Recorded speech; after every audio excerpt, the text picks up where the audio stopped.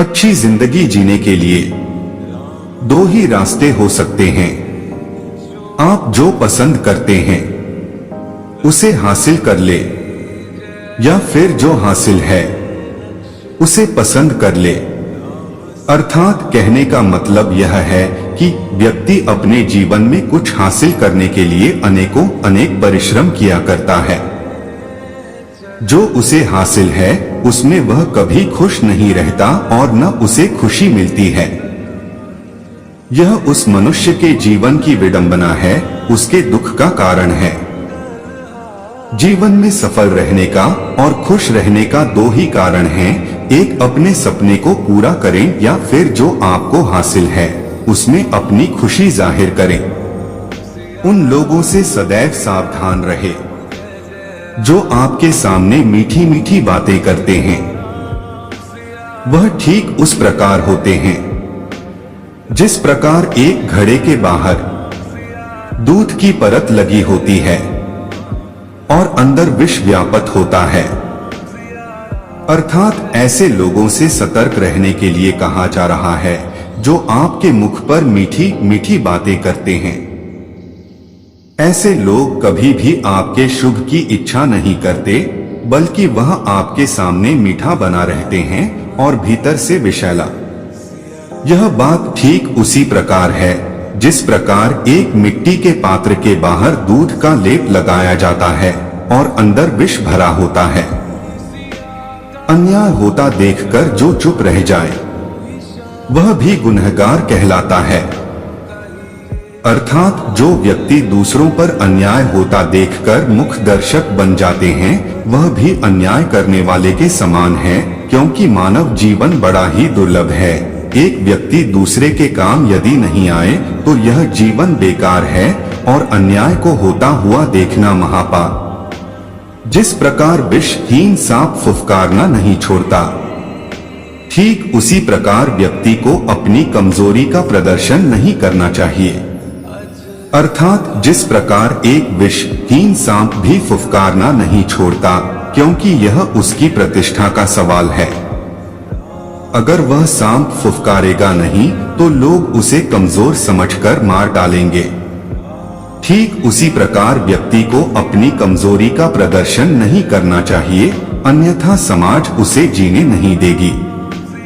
आपकी प्रसन्नता आपके शत्रुओं के दुख का कारण है। अर्थात जो व्यक्ति प्रसन्न रहता है उसके शत्रु उसकी प्रसन्नता से सदैव दुखी रहते हैं। यह उनके लिए बड़ी सजा है। यदि आप अपने शत्रुओं को सजा देना चाहते हैं तो आपको खुश रहना आना चाहिए। जिस प्रकार हजारों गायों के झुंड में एक बछड़ा अपनी मां के पीछे चलता है, ठीक उसी प्रकार आदमी के अच्छे बुरे कर्म उसके पीछे चलते हैं। अर्थात जिस प्रकार हजारों लाखों गायों के झुंड में एक बछिया अपने मां के पीछे चलती है, ठीक उसी प्रकार आपके द्वारा किए गए हर एक कर्म लाखों हजारों की भीड़ में आपके पीछे चलती है। वह आपका पीछा नहीं छोड़ती, क्योंकि वह आपके द्वारा ही किया गया कर्म है और यह पीछा आपके मृत्यु उपरांत भी नहीं छोड़ती। लोगों के मन पर आपके अच्छे बुरे कर्म की छाप रहती है। जब तक आप में कुछ अलग करने का साहस नहीं होगा तब तक प्रतिस्पर्धा के अंतिम पंक्ति में बने रहेंगे। अर्थात जब तक समाज में आप कुछ अलग करने की चाहत नहीं रखते तब तक आप समाज में उन प्रतिस्पर्धियों से आगे नहीं निकल सकते जो कुछ अलग और नया करते रहते हैं। अतः आपको उनसे आगे निकलने के लिए उन भेड़ चाल से अलग कुछ करना पड़ेगा। जरूरत है उस डर नामक भूत के उत्पन्न हो, उससे पहले ही उस भूत का अंत कर देना चाहिए। डर तुम्हारे नजदीक आए इससे पहले ही उसका खात्मा कर देना चाहिए। अर्थात डर की उत्पत्ति तब होती है जब आप उस कार्य को करने की हिम्मत नहीं जो पढ़ो जुटा पाते, या फिर आप आलस से ग्रसित रहते हैं, तब डर नामक शब्द आपके मस्तिष्क में घर कर जाता है।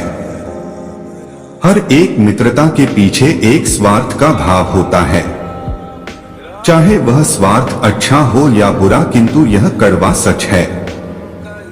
अर्थात किसी भी मित्रता की नींव उसके पीछे छुपे स्वार्थ पर टिकी रहती है। वह स्वार्थ निश्चल भी हो सकता है, किंतु स्वार्थ मित्रता से जुड़ा होता है, और यही कड़वा सच है। यह बात किसी के सामने प्रकट मत करिए कि आप क्या करने वाले हैं। एक समझदार व्यक्ति इसे रहस्य वही रहने देता है और कार्य करता है, अर्थात कार्य के पूर्ण होने से पूर्व उसकी घोषणा और प्रचार से कार्य पूर्ण नहीं होता। जरूरत है आपको कार्य के प्रति दृढ़ संकल्प रहने की। सफलता स्वयं सभी को आपके कार्य का प्रचार कर देगा।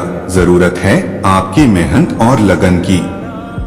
मौकापरस्त लोगों की बातों में नहीं आना चाहिए। वह अपना स्वभाव कभी नहीं बदलते।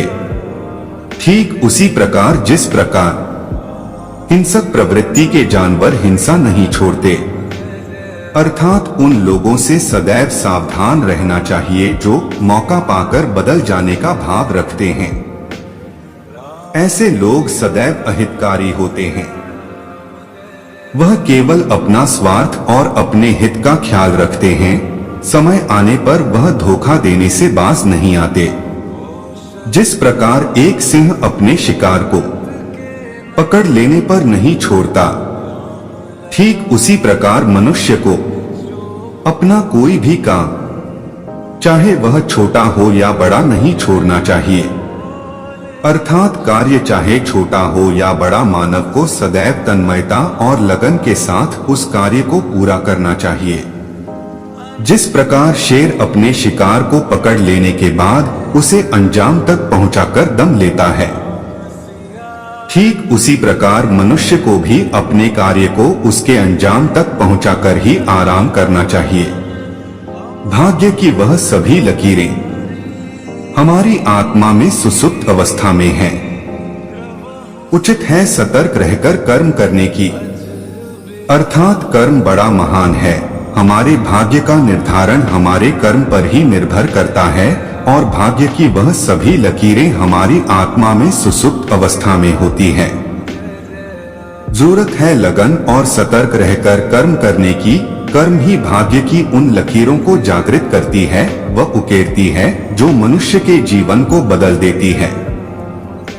समय कोयले को भी हीरा बना देता है। इसलिए किसी भी व्यक्ति के वर्तमान स्थिति का मजाक नहीं बनाना चाहिए। अर्थात समय बड़ा बलवान है। किसी भी असहाय और दुर्बल और कमजोर व्यक्ति का उपहास नहीं करना चाहिए। क्या पता उसका समय कब बलवान हो और उसे समाज में सर्वोपरि बना दे, जो साधारण लोगों के लिए भी दुर्लभ है। सपने देखना कोई बुरी बात नहीं है। आप भी देखें, किंतु उसको पूरा करने के लिए इच्छा शक्ति और लगन की आवश्यकता भी होती है। अर्थात सपना देखना और कोरी कल्पना करना सभी व्यक्ति के लिए आसान है, किंतु उस सपने की पूर्ति करना हरेक की बस की बात नहीं है। इसको करने के लिए लक्ष्य की प्राप्ति के लिए लगन और इच्छा शक्ति की भी आवश्यकता होती है, जो हर एक व्यक्ति के पास नहीं होती है।